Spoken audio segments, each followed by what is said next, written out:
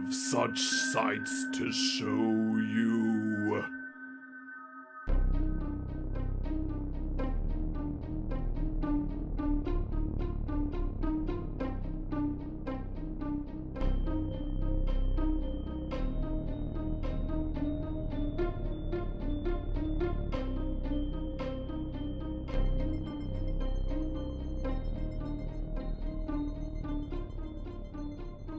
We're Poppin the Scary Horror Podcast here. I'm your host, Coale, and with me I have my good friend and co-host, Aaron. That's me. Wear me out. Oh, you know we will. We're about to take a big journey together, you and I. Because with this podcast we have in mind, you might be wondering, what exactly does Poppin the Scary mean? Well, after having a conversation with my friend Aaron about some movies, I come to find out that he's actually never seen any horror movies before. Yeah, it's a true story. I not a horror connoisseur, though I do like movies and media more generally. Yeah, no, absolutely. And I love watching other movies as well, but just horror for me has always been a prominent part of my background growing up, like for the past 20 odd years and stuff. Whenever I would be on the school bus and hear about like all the special slasher killers and whatnot, I've always had that deep fascination about me where I really wanted to view exactly what the world of horror had.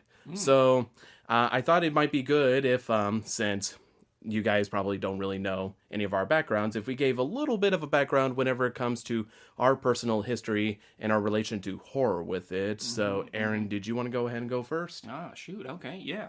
I think the first horror movie I ever watched was when I was 13. My mom let me watch The Sixth Sense, right? And she said it wasn't going to be that scary. I'd never watched a horror movie before.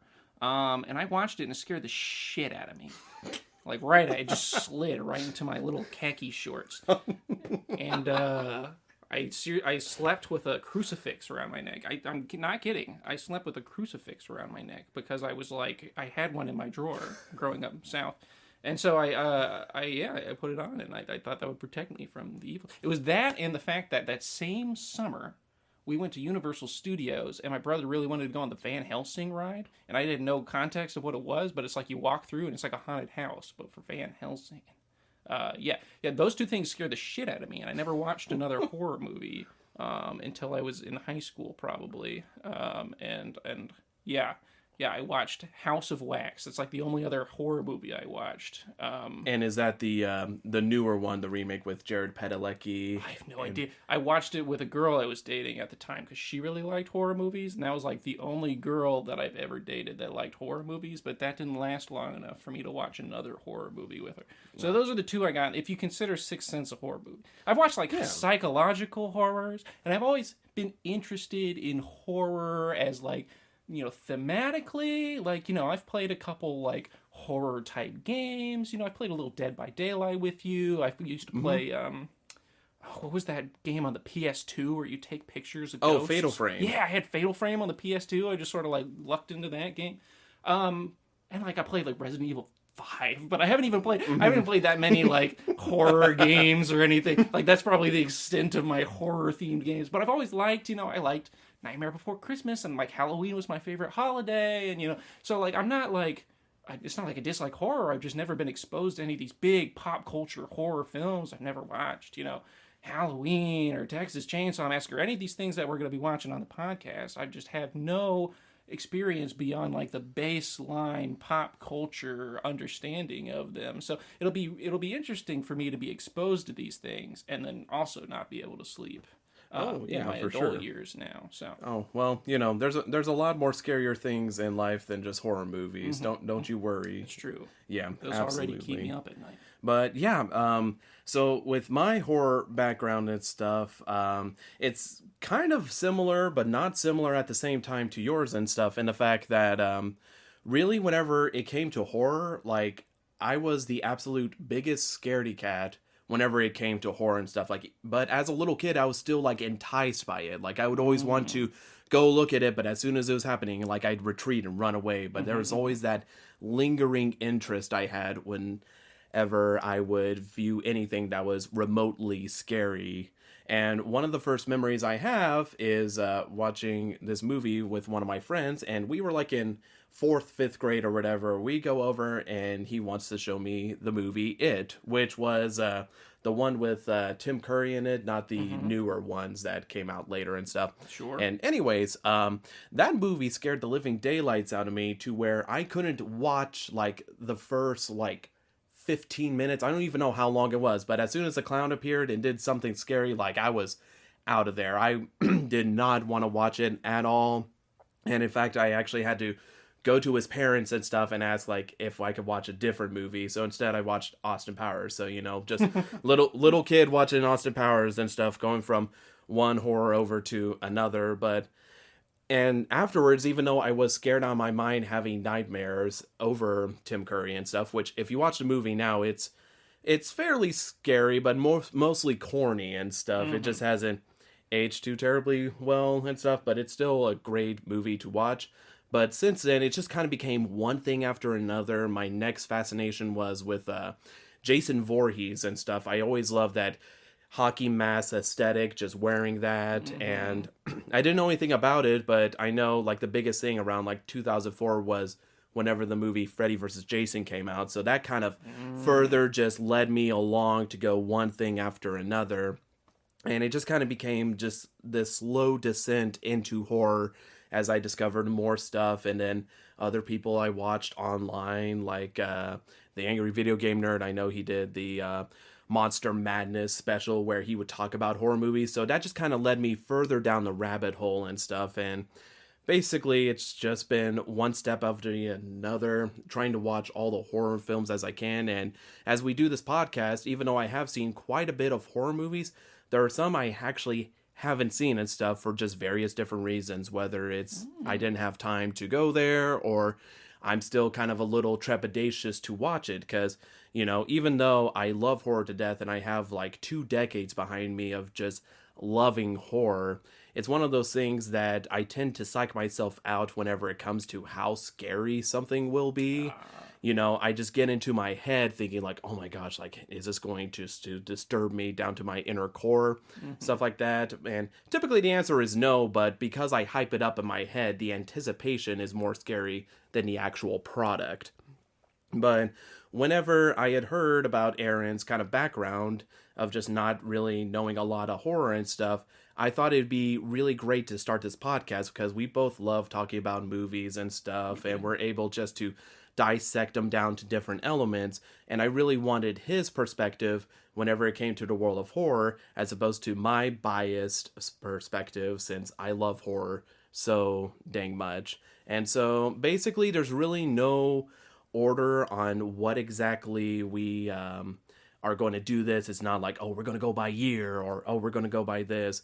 Really, right now, we're probably just going to be playing it more so as we would as friends and stuff. Be like, oh, you are interested in horror movies? Why don't you try this one and stuff? And just kind of see where it goes from there, since Aaron doesn't really have like a base or a bias whenever it comes to the world of horror. And do you have any expectations going into this podcast and stuff and viewing all these movies, Aaron? I expect I'm going to lose a little bit of sleep. I'm going to be up at night looking at the shadows on the wall, worried that they're chainsaw men and ghosts and ghouls and Farmer Dan, who was meddling with us, and our little dog too. Yeah. So yeah, no, I mean, I expect there's gonna be some good movies. I expect there's gonna be. I think I'm gonna have fun with it. It's gonna be an interesting, getting my scary popped, and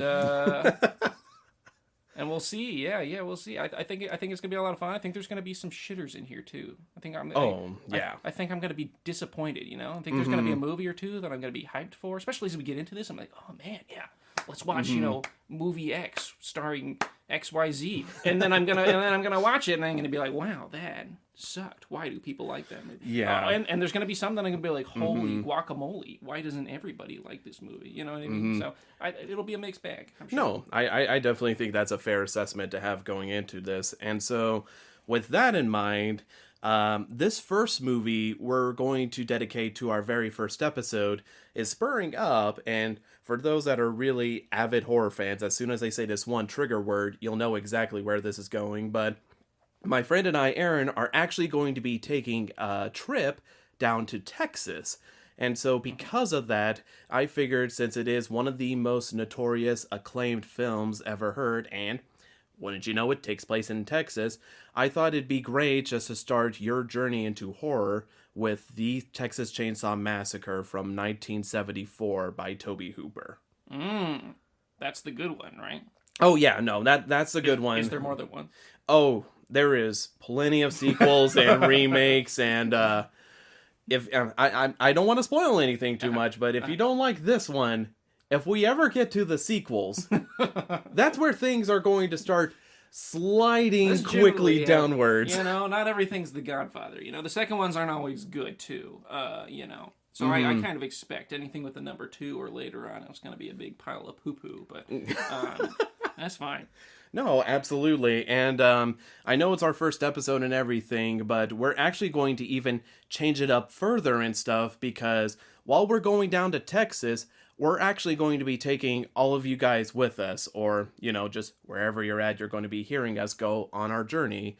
And we're going to watch the Texas Chainsaw Massacre right now, so hang on while we have this little transition, possibly, maybe, who knows. Are we going to do some sound effects? Yeah, no, I was just thinking like...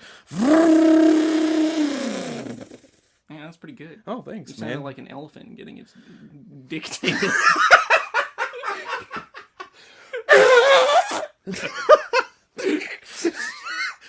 Sound like it's got its second trunk stuck in a log cutter, you know what I'm saying? That's a good impression. Oh, yeah. Oh, man, I'm dying now. Yeah, so we're gonna go watch it. Yeah. Yep, okay. So our first movie we watched together for the podcast was Texas Chainsaw Massacre, as mentioned previously. And like I mentioned, I mostly chose it just because, it's one of the most notorious films that is in the horror genre as a whole, and was also one of the more successful ones, as opposed to other ones that would become cult classics. And 2, with the Texas trip Aaron and I are going to be taking later on and stuff, I just thought it'd be really cool, especially hitting some of the sites down in Austin. So, we just finished the Texas Chainsaw Massacre. Like, we're just still reeling it in and stuff. This is like about the second time I've seen it and stuff. First time, I really liked it a ton, which is why I thought it'd be a great one to start with. Aaron, what were your overall thoughts, like, coming from Texas Chainsaw Massacre? Well, my first thought is that you said A and then 2 whenever you listed out the list. You were like A and then you said 2. I think I did. So I just want I know the audience noticed that. And I wanted to notice that too, so we feel like we're all in the same room together. Well, I'm glad you're noticing that stuff, keeping me in line. That's why you're like my co-host. Yeah, I gotta keep you on your toes. Yeah, keep it on toes. No, the movie was a lot of fun. I really had no expectations going in. I knew there was a chainsaw. Honestly, I thought there was a hockey mask. That wasn't this one. There was leathery faces instead. And yeah, it was very 70s. It was super set. They're in a van. There's bell bottoms, everything. And gosh, it started out real goofy. You know what I mean? Mm-hmm. We were kind of talking about this a little bit before we turned on the mic, but it started out, God, Franklin in his wheelchair. Franklin. So the very first scene was awesome. You know, where they're doing like the opening credits kind of thing with the corpses and the news broadcast. People were getting cut up. You know, that opening sequence was really cool. It felt really professional. And then it started feeling real amateurish. You know what I mean? It was like, there's all these college kid actors, and Franklin's peeing by the road, and the truck knocks him down. He's just a goofy character. Yeah, but then it picked up real quick. Yeah, like once the killing started, they got in their groove, and they got to reveal some of the spookier elements, and you could see inside the house and that family of characters. Like, yeah, wow, that was. I mean, I see how it became iconic. How it started a sort of movement. Yeah, for sure. I mean, like you and stuff. Whenever it came to the Texas Chainsaw Massacre, my preconceptions of it was I knew about Leatherface and stuff. and it took place in Texas, and there's chainsaws, and really that was about it. I didn't really know too much about it. Again, my first fascination was with Jason Voorhees. It wasn't until later on in my horror career of just diving in where I finally watched Texas Chainsaw Massacre and stuff. And so it was everything and not everything I was expecting whenever I first dove in. So was there any preconceived notions you had going into this and stuff? I know you were kind of curious jumping into it. Yeah, no, I think I mentioned the notions of just like, yeah, I knew there was a chainsaw. Surprisingly, only like one person died of a chainsaw. But it was very prominent in the film, so I understand why it's called the Chainsaw Massacre.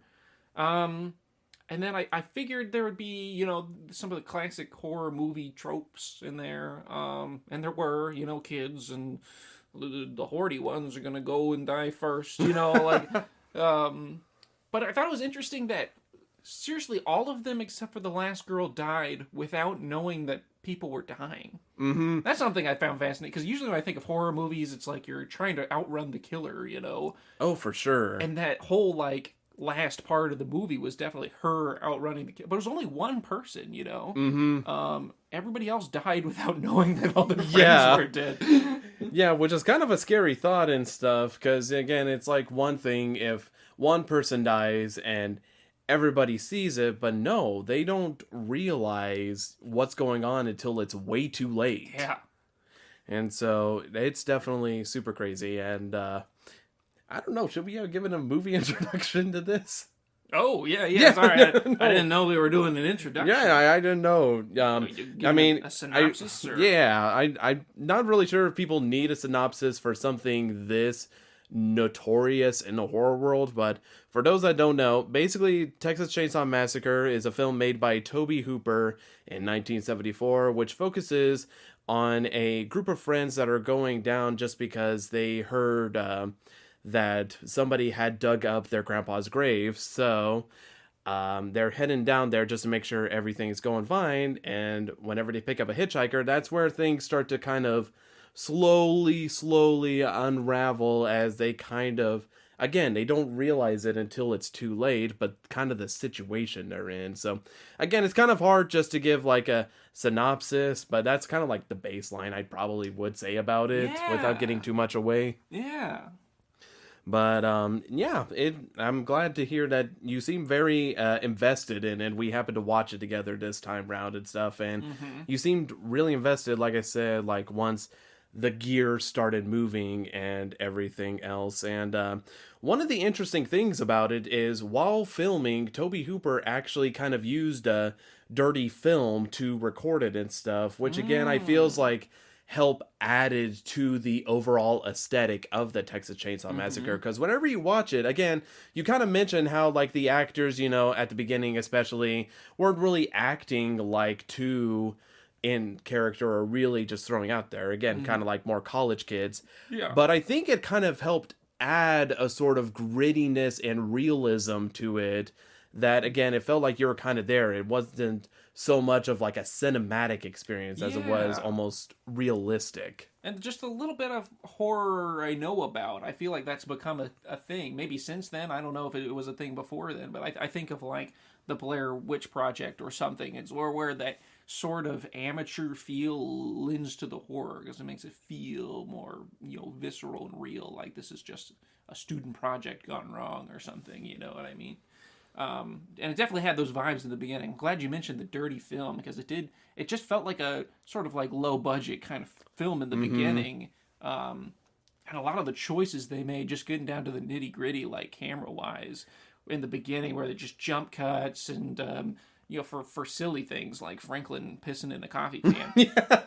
I was like, okay, this is a low budget amateur film. And it wasn't until later, whenever they started getting into the chase sequences and the cutting up and the atmosphere of that house, that the camera work even took on a professional level. I think you even pointed out when we were watching the movie, when the second girl in the red shorts is walking to the house, and it's does that slow pan in. Oh yeah. And there's the colors, the white house with the red shorts and her bare back and the green trees and everything as she walks unknowingly into her death. Yeah, it's some really artistic stuff that just sort of caught me by surprise. Oh, yeah. Because it set the bar low and then just exceeded it, I feel like. That was a real, pun alert, pivotal moment, because there was a little pivoting of a pan there. But it was really a pivotal moment in the cinematography, too, because I feel like before that, they had some questionable uses of camera shots where, like, there's that scene where they're looking at the property and there's all those chopped up cars in the beginning, and there's this weird sort of, you could tell it's on a dolly pan around the cars. Yeah. And it's like, it's a little it's like they didn't quite know what they were doing almost, but like I feel like, not to dive too deep into the details, but I feel like it almost reflects like, yeah, the kids didn't really know what they were doing, what they were walking into, and they were walking into something dangerous, turns out.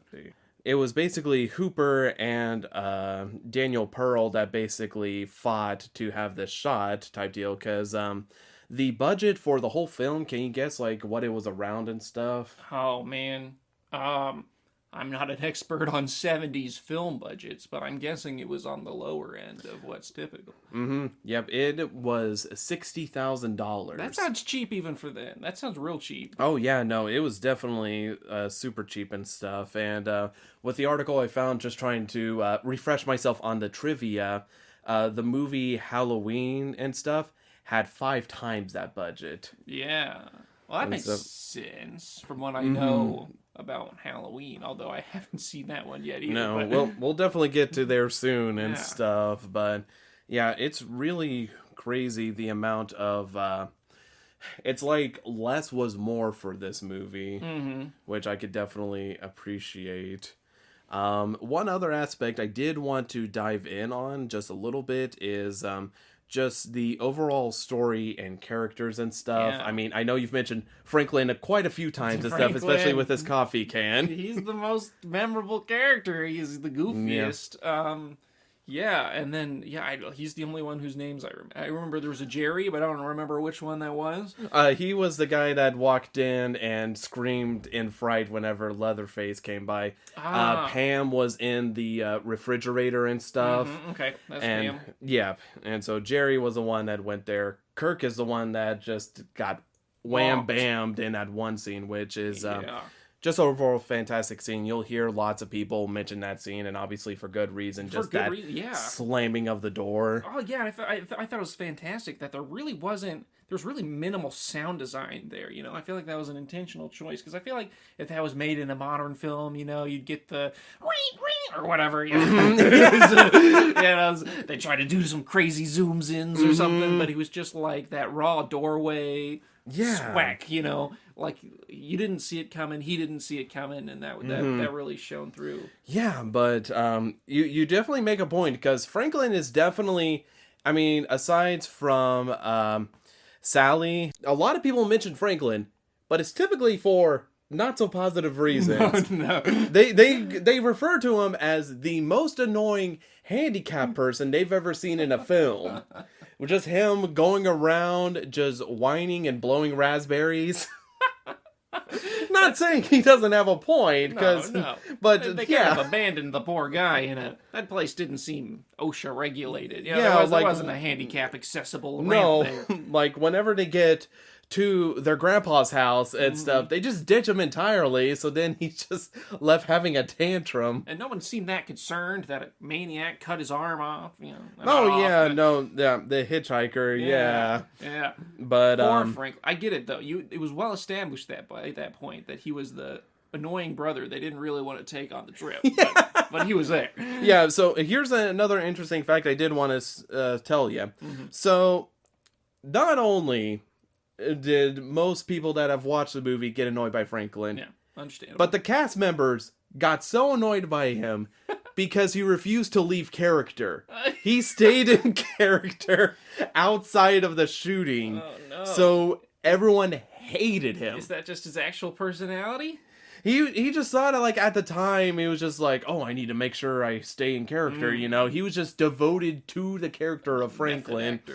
And everyone just really despises him, including Leatherface himself, played by Gunnar Hansen, who specifically said, I believe it was like an audio commentary I heard or something like that, he just hated him, just seething rage, just boiling. He just couldn't handle him and stuff, and just he literally wanted to kill him in real life, not even just like in a fictitious way. No, he wanted to kill him. That's why I feel so real. Yeah. But allegedly, they did make up like later on and stuff, and they're like, oh yeah, no, he's a cool guy and stuff. But What a nice lad. I think like Franklin's one of those characters that it's so great to see him in the movie, but you'd hate to be with him. Oh yeah. If he was like that in real life, goodness gracious. Mm-hmm. Is he handicapped in real life? No, he's not handicapped Those in real life. darn 70s directors. I know, just exclude. No, we're just gonna back up the pedals on this one.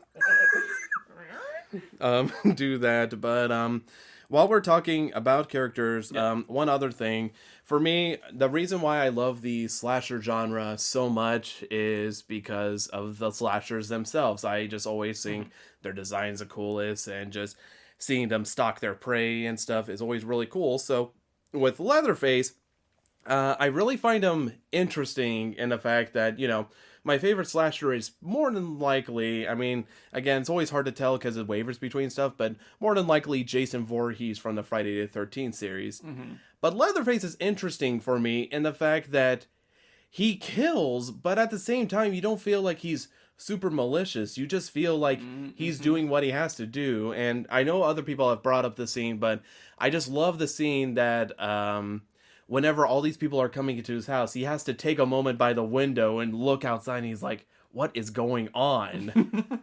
You know, he's just trying to process it in, which you typically don't think of that of killers. Right. You know, in a sense that they're like, man, I'm so confused. I don't know what's going on. Usually they're just like, you know, have an objective point and they're just on it 24/7. Usually cold and calculated. This guy didn't feel calculated at all, you know. Maybe cold, but he's definitely like the butcher, you know. Was he? I assume he was the gas station attendant, the guy that didn't talk much with the 5-head. Was that the same? Was he the? Is he Leatherface? No, and that's the interesting thing. Who's that guy?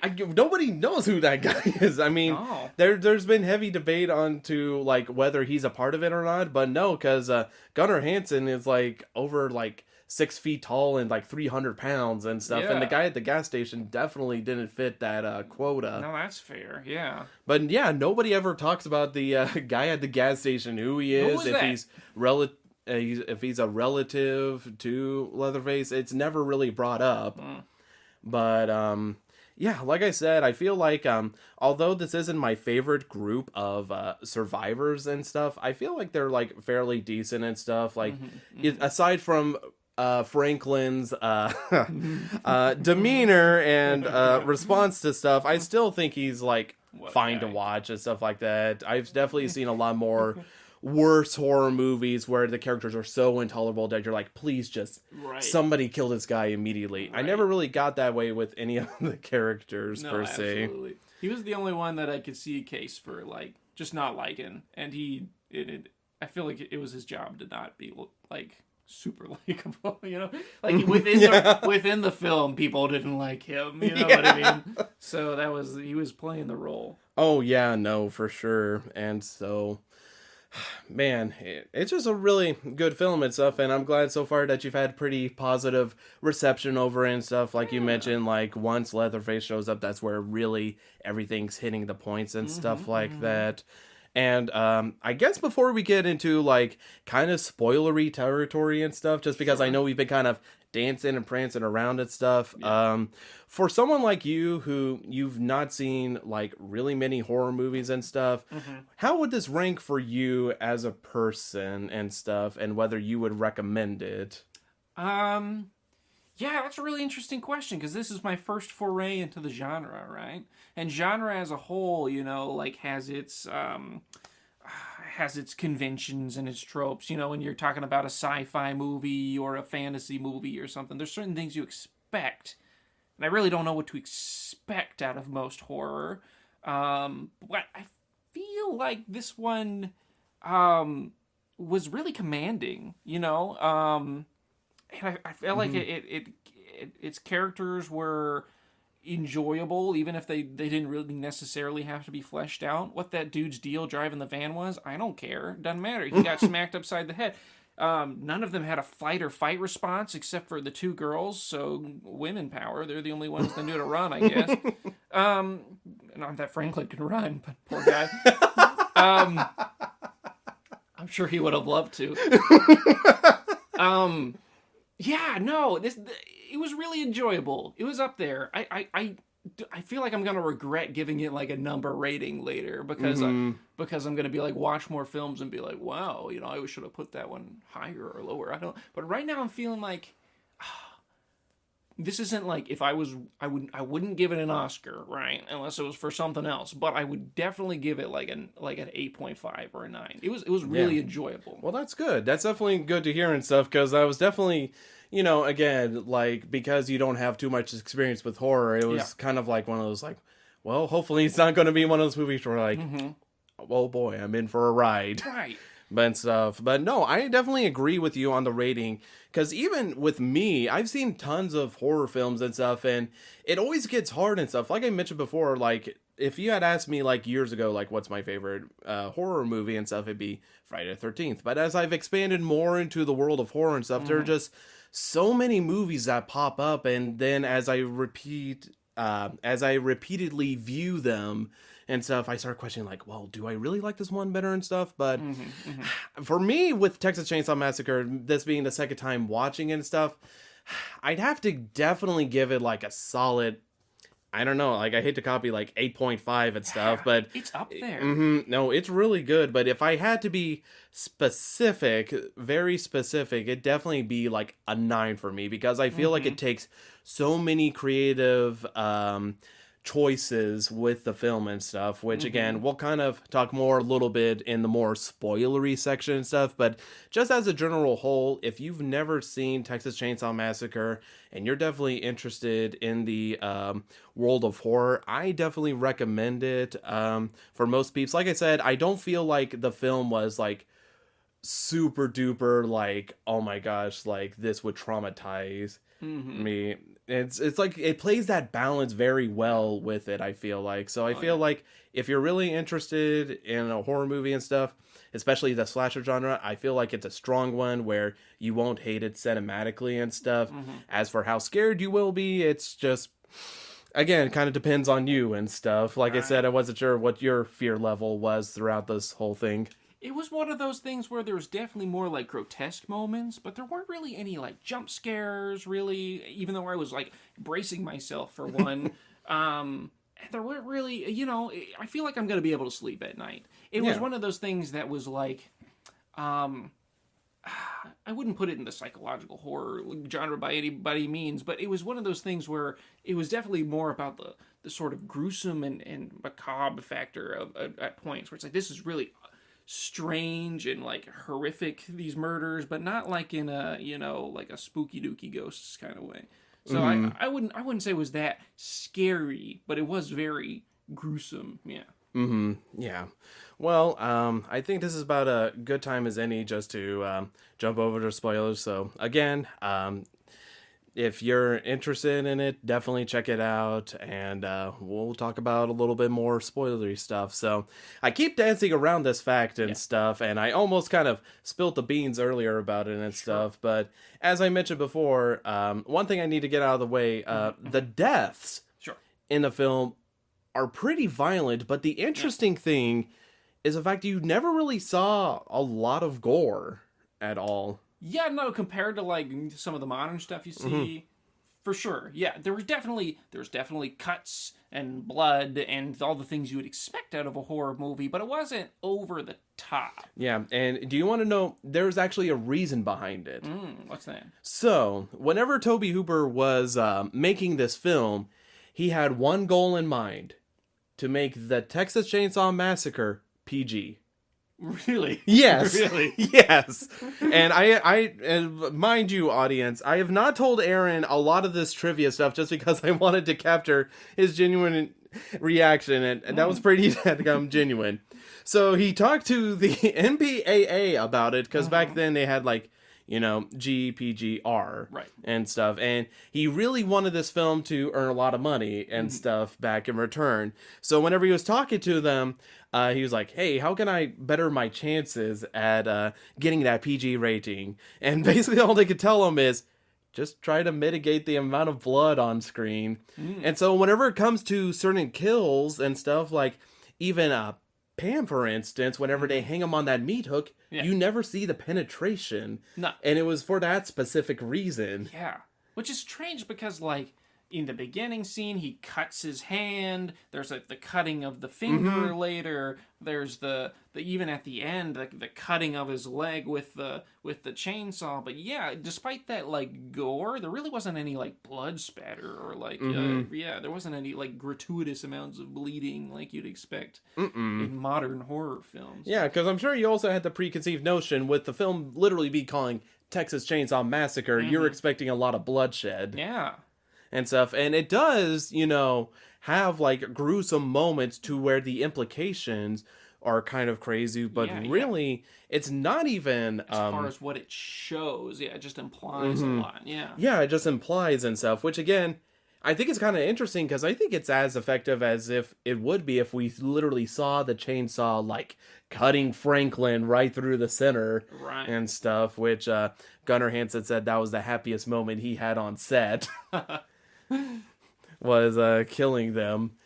He had one heck of a time and stuff because you mentioned another thing. A lot of like the film feels like a student film and stuff. Yeah, in the beginning especially. Well, a lot of it was like guerrilla style shooting and stuff to where like that one dinner scene, which holy cow, whenever it's a hell of a scene. No, it is. It really is. But they shot that in a 27-hour period straight on. Because the actor who played Grandpa did not want to get back in that makeup. It's a lot. Yeah, so they were literally kind of going insane while filming it and stuff. And so, that's just the interesting thing, because with the Sawyer family, because, again, we're already in spoiler territory, but the hitchhiker and... I can't remember. Jim Seadow's character, who owns the gas station, they're all related and stuff. And once they all get together, they just create this psychotic scene and this energy between all of them and stuff. And it's super crazy. Like I said, whenever I first watched that dinner scene, I was like deeply disturbed just with the close-up shots of everything, including Marilyn Burns' eyes, where you can see all the veins there and stuff, and everyone manically laughing. But yeah, so that was just due to them literally going psycho. Not to mention, they shot in like summer heat in Texas, which obviously you've been to Texas before and you know how hot it could get down there. Oh, yeah. So they're shooting there, everything smells bad, they're tired, and so literally just their psychosis is going to the wayside there. But yeah, like I said, I mean, it's crazy just looking at it again, because you think like, oh man, it's going to be super brutal, but again, it's really not. Instead, it's just kind of more psychological. It screws with you. Psychological. Can we talk? I mean, that dinner scene especially, and everything with the grandpa at the table, and I thought he was dead, and the dead parents. It's very Psycho-esque. There's definitely those elements of Psycho, which is one movie I have seen. With I mean, that's exactly the feeling I got whenever she originally ran upstairs and saw the dead grandparents. And then one of them wasn't dead, which blew my mind. The finger sucking. I mean, Franklin was right. It's a whole family of Draculas. They're just slurping the blood. Man. Well, did you have any like favorite specific moments from the movie? The one that you're like, man, that was good and stuff? Because I know while we were watching it, I was like, that's a really good shot. Like I would just constantly lean over and say that. God, I mean, I feel like we've already brought a few of them up, right? Yeah, like the dinner scene I think is going to stick in my mind for a while.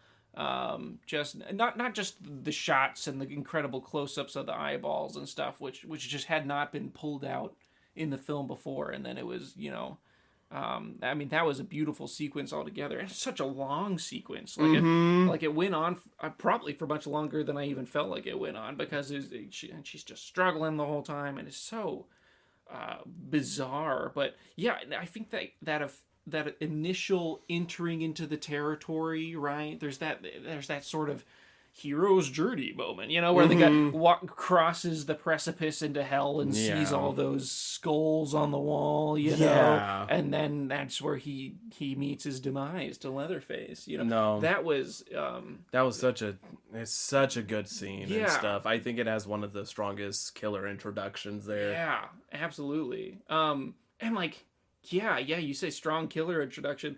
Nothing need to be said about that character, and I feel like I got most of what Leatherface is about from the first 60 frames he was on scene. You know what I mean? I'm like, yep, that's Leatherface.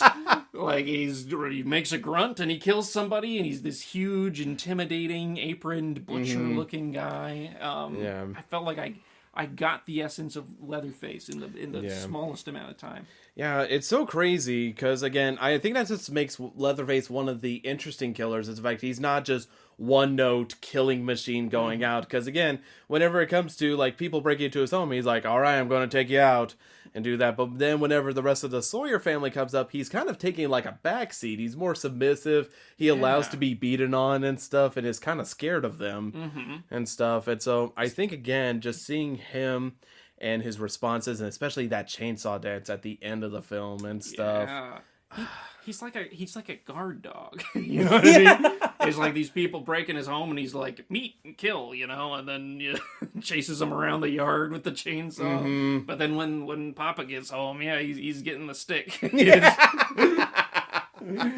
And also, with all of the characters surviving and stuff, I felt like Marilyn Burns was really good as a final girl and stuff, which is a trope you'll find in a lot of horror movies going along. Girl. Right. Yeah, final girl, where just like the title implies, it's the final girl and stuff. But her screams and just the manic look she has on her face, it's so good. Because really, for me, whenever it came to everyone talking about her, they're like, oh yeah, she's best final girl. And you watch at the beginning, she's very low key. She doesn't really do a lot to stand out and stuff. But just towards the end, just the screams that all the cast members have and stuff, you could just genuinely tell, like, they're giving it their all. Like, they're genuinely terrified. Oh, yeah. Which apparently, the scene where our good boy Jerry is going to find Pam and Kirk, and he does that scream like I mentioned before. I looked at trivia, and I didn't know this. He didn't know Leatherface was sneaking up behind him, so that was a genuine scream of terror. Yeah, I mean, that was good. And he kind of froze up. Yeah, like, I feel like a lot of them, I feel like all the guys were just unable to move for one reason or another. And so, like, the women did more to try to get away than the guys did. It was the two girls that the flight or fight response. And, the first one got caught. Rest in peace. Yeah, the last one. Yeah, Kirk. The last one could put up a good fight and a good flight. So.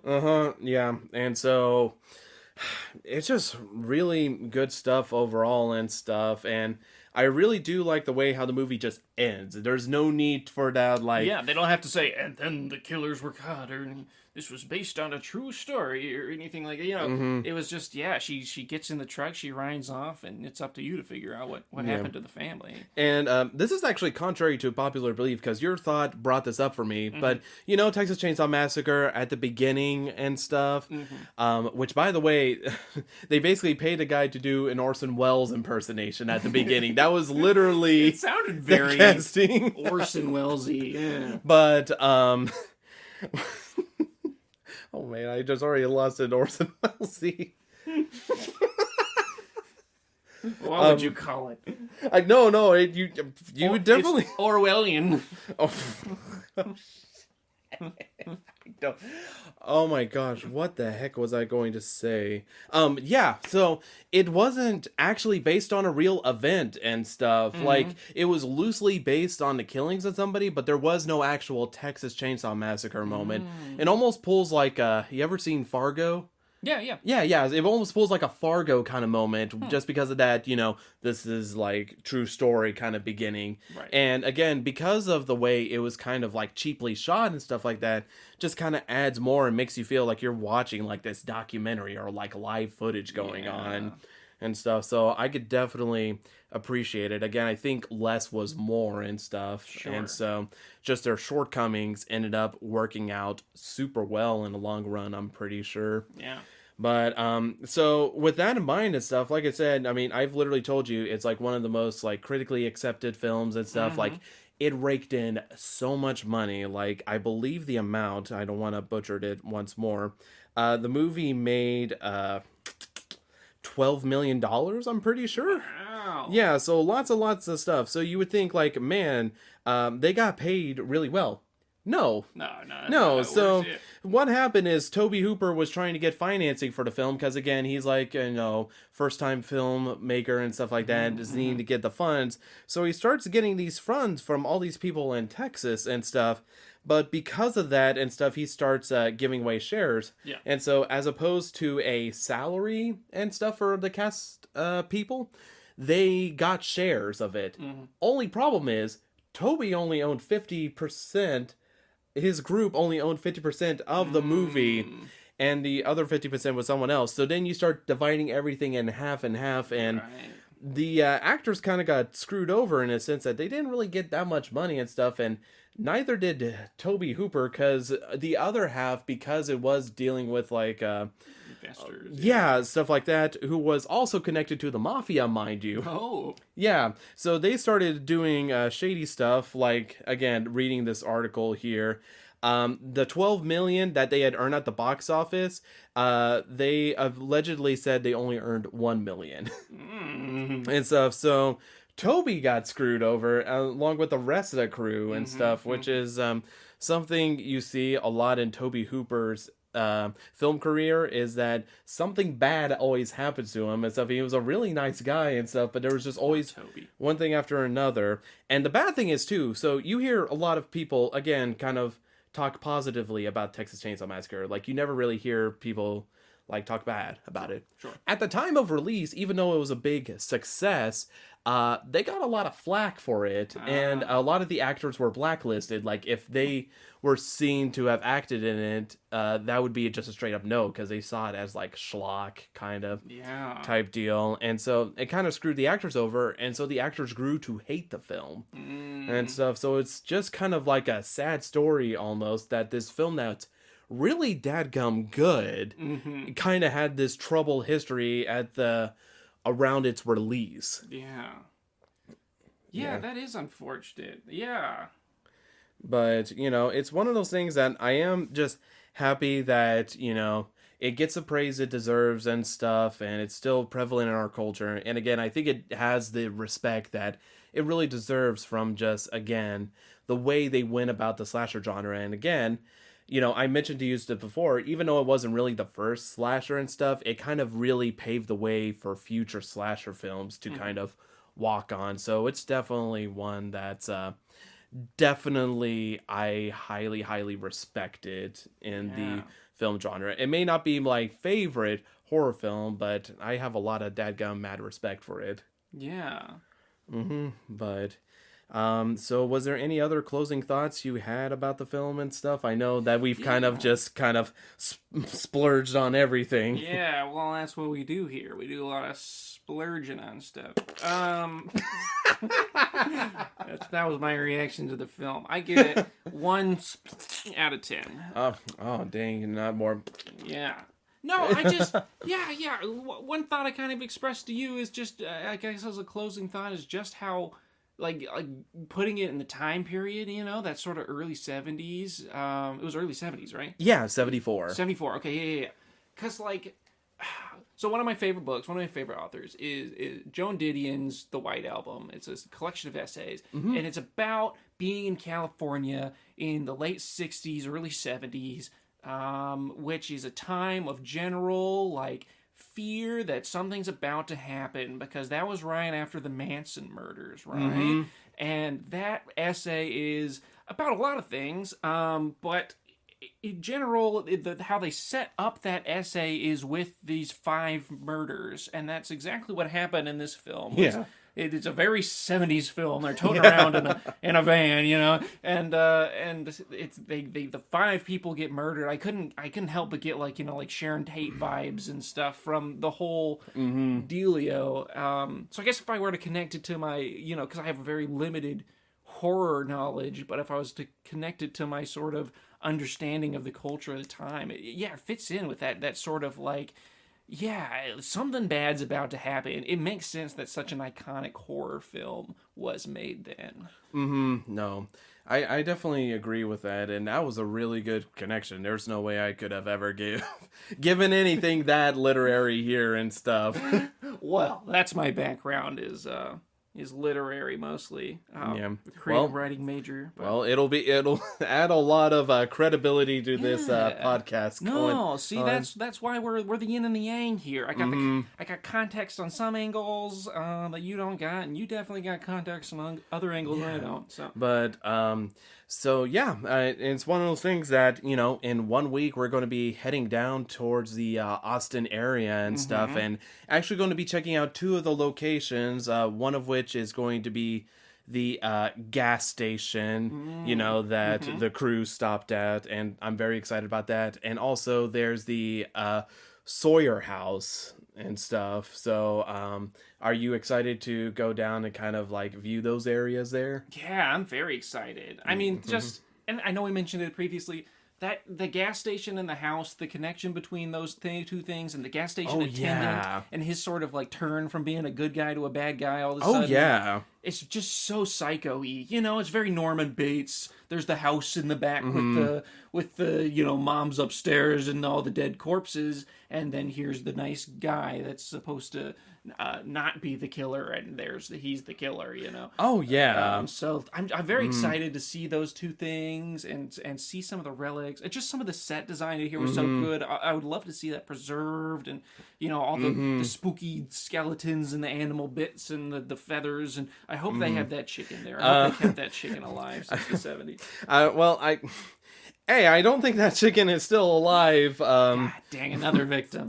50 years later. Yeah. However, the interesting thing is the fact that, I told you they moved it from like Round Rock, Texas over to Kingston, I believe, and stuff. The whole house. And they redid it and stuff. So they didn't really keep the human animal bones lying around in the feathers. So, Rats. But it is a quaint little diner place and stuff. And what's really cool about this is I know we talked about earlier that you're going to be coming with us. Well, that's basically what we're going to do. We're going to be taking our recording equipment and heading down to the area and just giving you our thoughts straight from there. Because, I mean, how many times are we going to be able to do that and stuff for the podcast is slim to none. Before I forget, I did want to touch on the what you said about like the whole scheme they have going on and stuff with Jim Seadow's character, which I guess he's known as the cook and stuff. The cook, there. Yeah. That's what they said at the table.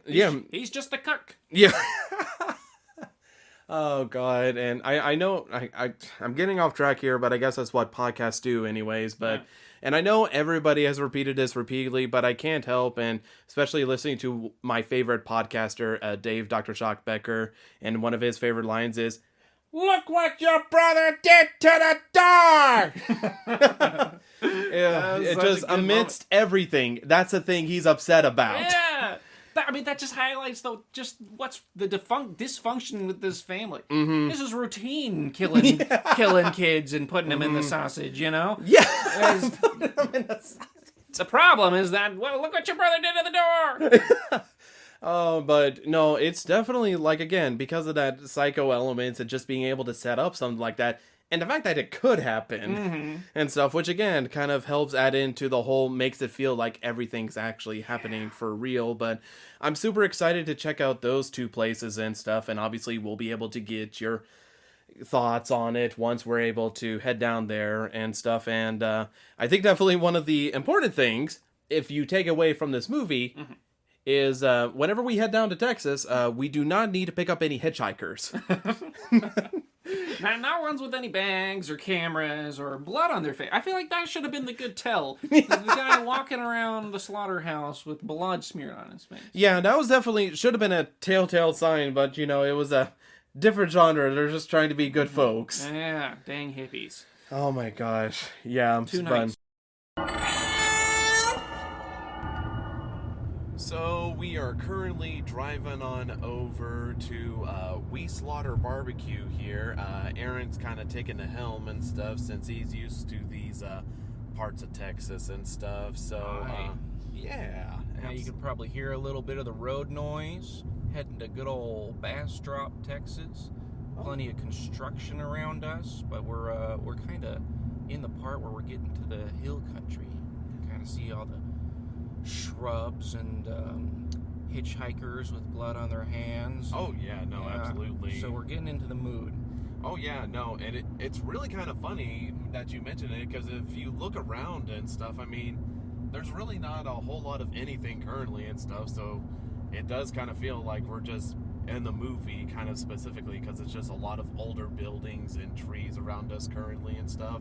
Oh yeah. So, and this place has been developed since the 70s when they made the film. But yeah, you can definitely see just kind of the road trip atmosphere they were on. They were just passing ranches and hay bales and a lot of trees and shrubs, but nothing else besides that, really. yeah, absolutely. And so We Slaughter Barbecue is also in Bastrop, Texas and stuff. So we're having to kind of take a little bit of a detour from the area we were staying in and stuff. Is there anything specifically you're looking forward to taking a gander at We Slaughter Barbecue? I'm looking forward to some good old sloppy Texas barbecue. It's been a hot minute. Oh, yeah. And I'm also hoping that they have some sort of human ingredients on the menu, maybe a secret back menu, I can get it like, you can get it animal style at In-N-Out. Maybe I can get it like human style. Yeah, like maybe there's too many chefs in the kitchen if, you know what I'm saying? Yeah, you know what I'm saying? Yeah, so, I mean, that'd be cool. I haven't had the taste of human flesh in a while, so... Yeah, no, I think it'll definitely be good and stuff, and especially kind of checking out the historic land site and stuff, since, like you mentioned kind of before, the gas station is pretty dang pivotal, like on a psycho level and stuff when it comes to the narrative of Texas Chainsaw Massacre. Yeah. And I'm also looking forward to checking out the original van and stuff they rode in the movie. Oh, is that there? Yeah, they got the mystery machine there? Yeah, yep, they got the good old mystery machine there and stuff. That's crazy. No, I'm definitely looking forward to it. So, by the time you hear from us again and stuff, we'll have explored around the area and stuff, and we'll get you a little update on our thoughts there. So, catch you in a bit. See you soon. Ah! Okay, so we are currently at We Slaughter Barbecue right now in Brasto, Texas, right? Bastrop. Man, You can tell he's not a local. I know. I need a locale with me right now, and I'm your tour guide. I've know Texas like the back of my sand. Get it? Because there's only one part that's sandy. We're in the trees part, but that's okay. Speaking of trees, we're under the shade of a mesquite tree here, right out back of the gas station. You can probably still hear maybe a little bit of the traffic. They're actually doing construction on this road in front, but yeah, we're looking right at the olive green van from the movie, parked behind the gas station. We just enjoyed some delicious barbecue, a couple of brisket sandwiches, and some spicy barbecue sauce on there. So, yeah, we're checking it out. Hanging out next to a banana spider too. There's like at least two of these huge suckers. Got to be at least 3 inches long. There's another spider on that spider. Really? It's just hanging out. Look at that. Oh, I didn't even notice that. 2 for 1 special. Yeah. Those are our special guests today. I know, yeah. We got a banana spider and a little spider. Mr. Banana and Smalls. Or, baby spider, which is actually the name of a horror movie. Oh, well, yeah. Hey. So, yeah, maybe down the line we'll have to check that one out and stuff. But, no. Yeah, it's called foreshadowing, ladies and gentlemen. Major foreshadowing, but stuff we don't have to follow up on in case the show just hits the ground. Tell me, Coale, what do you think about this place so far? You've been off camera, off mic, I guess. You've been been nerding out a little bit about this place. Oh my God, yeah. Like I was telling Aaron this on the way here that I haven't really visited a lot of like movie locations, and it's not the fact that I haven't wanted to. It's just typically where I'm from, there's not too many film locations. Like there's a couple, but it's usually like stuff I'm like, oh, that's all right and stuff. But when it comes to horror, yeah, nothing too around the area and stuff. But no, like I said, like immediately as soon as I pulled up, like I just got pretty excited and stuff, and I was a little bit trepidatious pulling up because I feel like a lot of times whenever they advertise, like, oh, it's a place where we shot Texas Chainsaw Massacre, it ends up kind of being a major tourist trap, and it just kind of is a little bit disappointing, underwhelming, and pretty crowded. But we're here on a Tuesday, like early, afternoon time and stuff, and there's really not a whole lot of people here and stuff, which I think definitely helps make it a much more enjoyable experience, because I'm not sure how enjoyable it would be if I was like sardined into it, because it's not a very big building and stuff, the gas station. But yeah, like Aaron mentioned and stuff, the barbecue is actually pretty good and stuff, because again, you fall into like the touristy thing where they don't really try that hard to make it good. It's just like, whatever, we already got them pulled in and stuff. But no, it's legitimately good barbecue and stuff, and seeing a lot of the stuff that was in the movie, like the van from the film is really cool and stuff. You can even see the scratch marks Franklin has on the inside of the vehicle, which I think is really stinking cool. They kept that and didn't try to cover it up there. And then we even saw Jim Seadow's truck from the film, although that's definitely worse for wear and stuff. That's yeah, I assume that's what it is. Yeah, it's definitely a rust bucket in front, but it kind of adds to the feel of the whole place. I mean, even in the movie, is a little bit of a rust bucket when they pull up. So. Oh, for sure. Yeah, it was already bad in 1974, and so 40 odd years later and stuff, it definitely is worse for wear and stuff.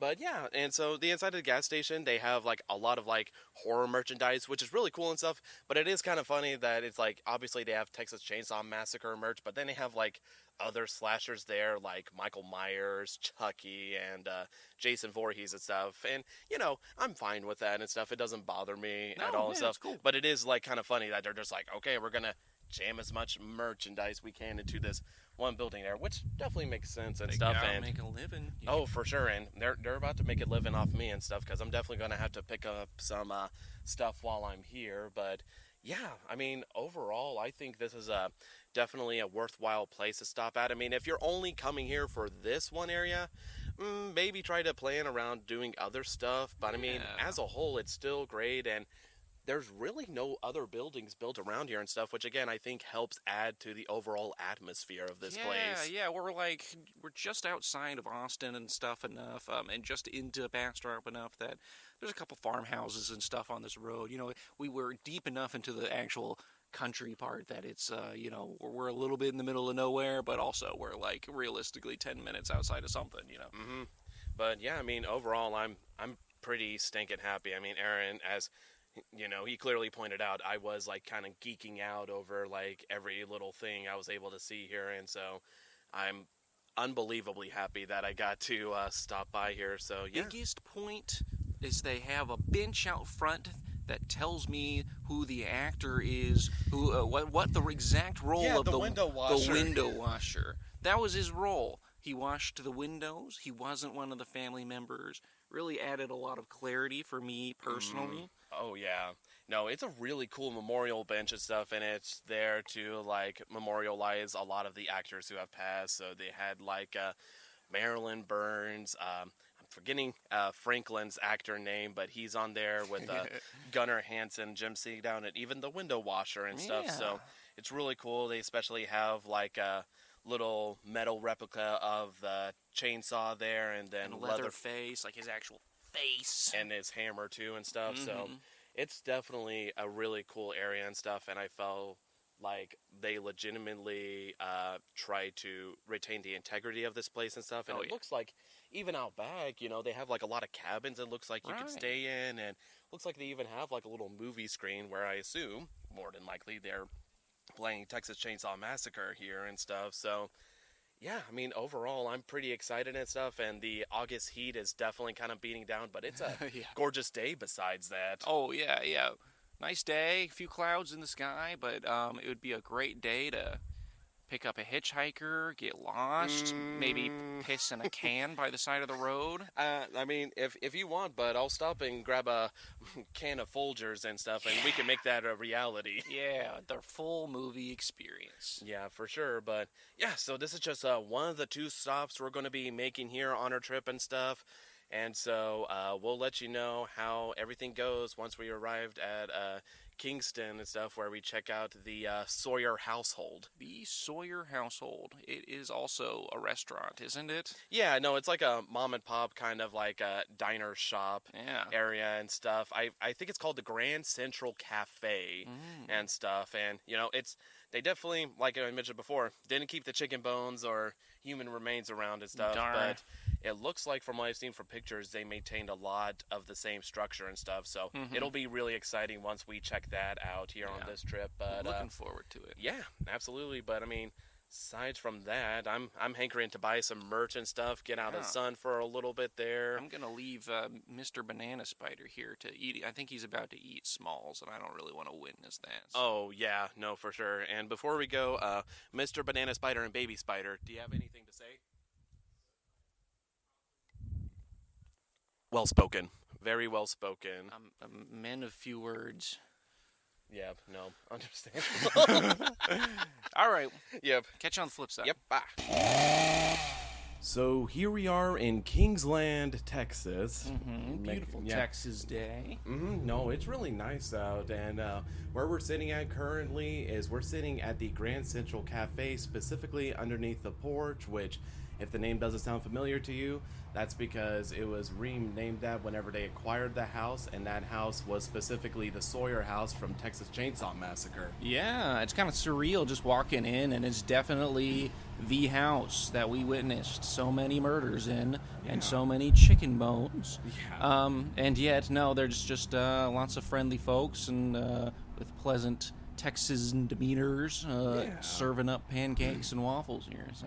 Yeah, and, you know, it's funny because you walk in and stuff, and it's like, if you didn't know anything about it, you would think it's like a little quaint little place to eat at and stuff, as opposed to the gas station where they pretty much maintain that grittiness all the way throughout there. Yeah, 100%. But it's really cool because, you know, again, they dressed it up whenever they acquired it, because obviously they don't want a dilapidated place to serve food in and stuff, but really, a lot of it still has the same fixture and stuff, especially seeing that stairway whenever you walk in and stuff. That's the most surreal part for me, was just walking through the front door, and all of that's maintained. You know, you could look to your left and see the room where they once had all those chicken bones in and everything, and you could see directly into that doorway that you first see Leatherface come out of and smack the dude right in the face. But it's it was Kirk, I think. Yeah, and the stairway and everything. But definitely none of that murderance happening here. Just slapping up flashbacks. No, absolutely, and I was pretty impressed with the food overall and stuff. I kind of went in not really with high expectations, but I have found that both places served up a pretty decent food and stuff. I ended up getting like a fried chicken and some bread pudding, and it was really just good food overall. Like, even if I wasn't a fan of Texas Chainsaw Massacre, I'd still come out here. Oh, yeah. I mean, if I just lived around this area, it'd be a nice spot to get some breakfast. But even if I knew nothing about the Texas Chainsaw Massacre. Yeah. Although they do have little hints and pictures and even a little statue of Leatherface in the bar area. So they definitely ham up that part. They got some merch for sale, and they even got Grandpa upstairs. They let you go upstairs. There's no dining up there or anything. They just have it kind of remade with a little bar and some furniture, and you can just free to roam around and see some of the photos and sit next to replica of Grandpa. No, it's not the real Grandpa. I think I'd be a little bit concerned if he was still around and stuff, because he already looked pretty what's the word I'm worse trying to for wear. Oh yeah, no, he was already worse for wear in 1974 and stuff. I can't imagine how he'd look 50 odd years later. Yeah, he seems pretty timeless. He seems well preserved in the movie, though. You know, they kind of got whatever that shit on his face is. Formaldehyde. Yeah, you thought he was dead, but he was not. Unfortunately, the grandpa they have there, you cannot get your fingers sucked by it. I know you were very much looking forward to I that. was. Yeah, but I was looking for some sloppy grandpa toppy. yeah, but I mean, overall, I think this is a really great place. I mean, I know there's like a lot more places we could have visited and stuff that they shot a lot of scenes from, but you know, from the two places we chose, I felt like we chose some pretty solid stuff. And yeah, I think this is the main two like sites you could see if you're on a Texas Chainsaw Massacre tourist run. Yeah. Yeah, absolutely. And you know, again, it's like, you know, even though it is kind of like remodeled and stuff, like again, you could just still look at certain aspects. Like right now, I'm kind of looking up there and stuff at the ornate carvings at the corner of the house there. Yeah. And it's just kind of crazy, like how well it fits together. Again, it looked like, even though they didn't necessarily have the intention of just like, oh, this is just exclusively going to be a Texas Chainsaw Massacre, you know, museum type of thing, like they still preserve the authenticity of it while also just making it their own. So I could definitely appreciate that, and you know, it just allows it to be preserved for future generations and stuff. So I don't know about you, but like if I'm ever in the area, I would definitely want to stop here again and stuff, just to chill and look at everything around, because like I said, it's just, you feel like the history right off of here. And again, just kind of comparing it to shots we saw from the movie to seeing in real life is just sort of surreal, especially being in where they had like the dining room and where they had, you know, the little, like, as you call the chicken bones kind of place there. It's just really crazy being here and stuff. And yeah, I probably could hang out here all day and stuff. It's just a very chill area. They have a lot of trees, so there's shade, and they even have like a gorgeous little garden out in front. Oh yeah, they have this little butterfly garden, I guess. It's just full of flowers, and just this is the time of year where there's just tons of monarchs out there. So really pretty spot. Yeah, but I mean, I feel like I could keep going on, but I just be hitting the same points as I have already and stuff. But Sure. yeah, it's definitely worth your while here. Definitely check it out, especially if you are really close to the area, or again, like Aaron mentioned, you're taking an overall like Texas Chainsaw Massacre sort of trip and stuff. Because I think like even if you're not like a super major fan, but if you really like the film, you'll still get a whole lot of appreciation out of this building. But yeah, this is our last stop before heading on out and stuff, so we wanted to make sure to check this place out, and I'm super glad we did. Yeah. And yeah, this is where we're probably gonna wrap up the review here. Yeah. Maybe. Yeah. But there's nothing else we could do. No. Unless we wanted to recreate the whole movie right now. We did recreate the butt shot. Oh, yeah. So that's probably my highlight from the trip. Is I got a sick shot in front of the house. You know, the famous red shorts sort of frame there. I have blue shorts on today, but that didn't stop me from getting my tushy photographed. Yeah. I wasn't even wearing shorts, but you know, I still felt like I needed to be part of this essential shot. Oh yeah. Yeah. It really accentuated the trip. Yeah, you know, it was a kick-ass sort of trip. Yeah, don't. We gotta stop this. Oh, yeah. We're sounding like fucking assholes. I'm gonna figure out how to turn this thing off. Yeah. How do you turn this off?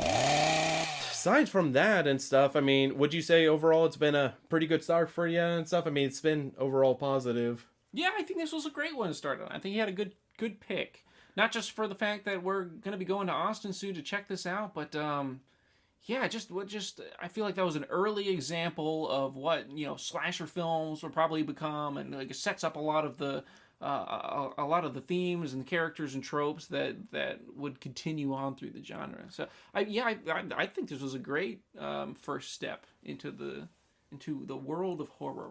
Well, that's good. That's really good. And with the next film and stuff, again, it gets kind of tricky whenever it comes to it. It's like, okay, you like something like this, doing something like that, and really, I thought really hard about what the next film would be and stuff, but I think thinking about it overall, I think our next film, it probably should be since you like that one, I guess we should keep in the same ballpark of films I like and stuff. For our next film, I hope you're ready for this one, because I feel like this entry is really going to set you on pins and needles, you know? You know what I'm saying? Yeah, okay. Okay, yeah, you know, maybe raise a little bit of hell and whatnot. Oh, yeah. Yeah, Yeah, you know what I'm I saying? know what you're saying. You know, you know what I'm saying? Yeah, you know what I'm saying? I have no idea what Oh, you're saying. you don't know what I'm saying? No. Oh.